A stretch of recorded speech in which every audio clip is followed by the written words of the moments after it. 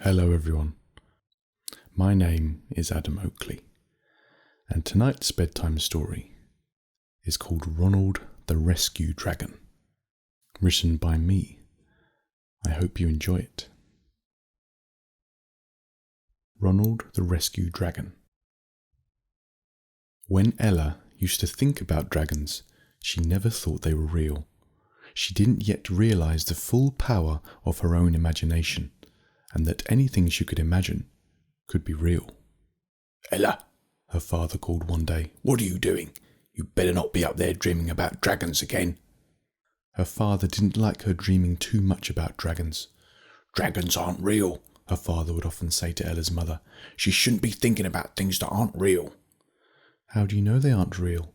Ella's mother replied one morning. "They could be." Despite her father's complaints, Ella would spend a lot of her time in her own imagination, and she loved it. Every night when she was in bed, she would meet with one dragon called Eartha, a big green dragon who lived in the woods at the bottom of Ella's garden. He would sing her songs as she drifted off into sleep. "Ella, Ella, now it's time to rest and love your wondrous mind, to have a sleep so rich and full, and wake up feeling wonderful." On this night, as Ella drifted off into sleep, she was sure she heard Eartha whisper something extra to her. "Say hello to Ronald for me tomorrow."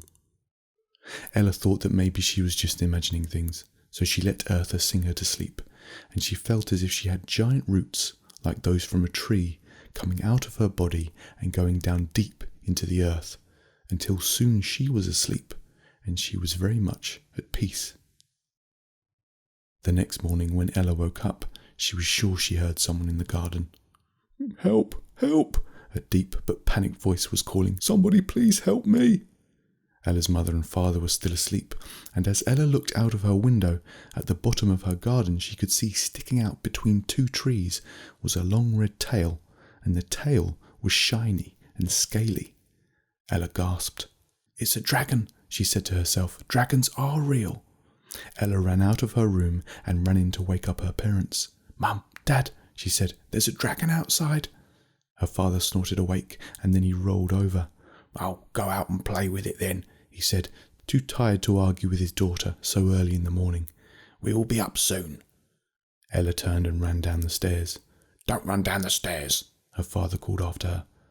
Ella walked through the kitchen, opened the back door, and ran down to the bottom of her garden, where there were tall trees and the red rear end of a dragon. The dragon sniffed as Ella approached. "Who's that?" the dragon said. "Have you come to help me?" "Yes," Ella said. She looked closer through the trees and could see the dragon's red face looking afraid, trying to turn towards her. "I'm stuck," the dragon said. "Please help me. I had a bad landing and fell between these two trees when I came down to help a fallen squirrel, and now I'm stuck." "Don't worry," Ella said. "I can help you." "How?" the dragon said. "What will you do?" "I'm not sure," Ella said, "but I know I can help." Ella closed her eyes. She imagined seeing this friendly red dragon freeing itself from between the two trees and then flying up into the sky, free and happy and safe. Then she had another idea. "I know," Ella said. "Why don't you sing?" "Sing?" the red dragon said. "No, I'm not a good singer. Why should I sing?" Ella knew from her days and nights of imagining dragons that some dragons had the power to influence the world if they sang. She had seen them singing in her mind.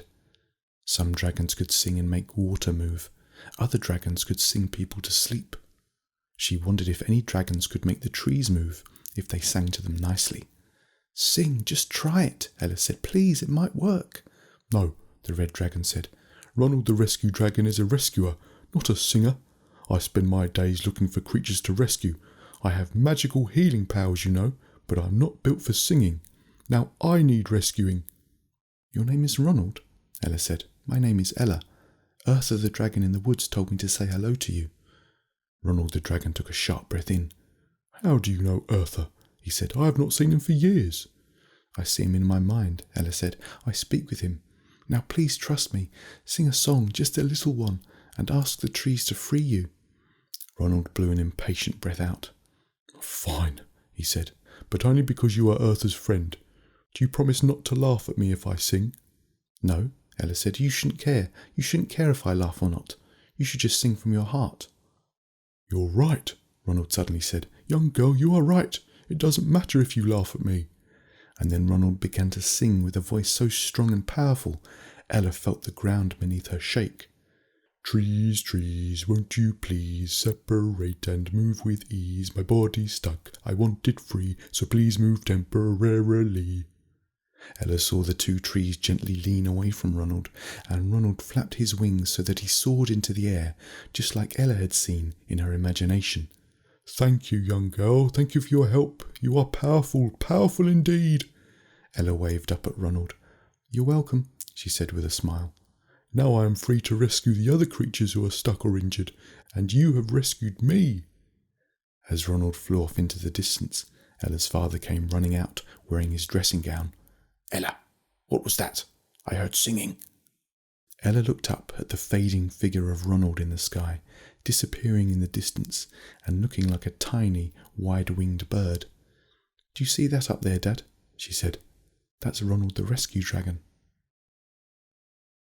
Later that night, when Ella was lying in bed, she closed her eyes, and straight away she could see Eartha the dragon in the forest, lying on his back, also drifting off to sleep. He looked at her with eyes that were nearly closed. Did you have a nice day? Eartha said. Yes, Ella said. Yes, thanks. I met Ronald. I have a feeling I might see him again. Did you have a nice day? Oh, yes, Eartha said. Even if my day doesn't go as I wanted it to, I settle down at night and remind myself that everything is all right and everything will be okay. Ella took a deep breath in and relaxed as she breathed out. Good night, Ella said to Eartha. Good night, Eartha said. See you tomorrow. Have a wonderful sleep. And as Ella drifted off into a calming, peaceful sleep, as Eartha told her about the roots that were flowing out of her body and connecting her to the earth, he sang her his usual song. Ella, Ella, now it's time to rest and love your wondrous mind, to have a sleep so rich and full, and wake up feeling wonderful. And that's the end of tonight's story. I hope you enjoyed it. If you'd like to find out more about me and my books, you can go to adamoakleybooks.com, and my books are also available on Amazon. This story will be in a book soon. Now if it's time for you to go to bed, have a wonderful sleep. Good night.